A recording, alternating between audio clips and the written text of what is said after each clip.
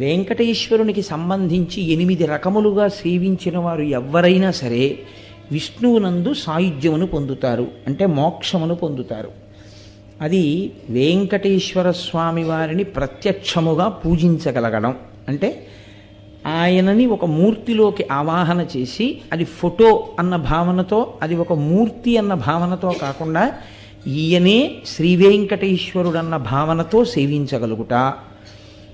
రెండవది ఆయనను స్మరించుచుండుట, వెంకటేశ్వరుని గురించినటువంటి స్మరణ. అందుకే స్మరణాత్ ఇష్టవర్షిణం. ఆ క్షేత్రం గురించి కానీ ఆయన గురించి కానీ స్మరణ చేసినంత మాత్రం చేత కోర్కెలు ఈడేరుతాయి.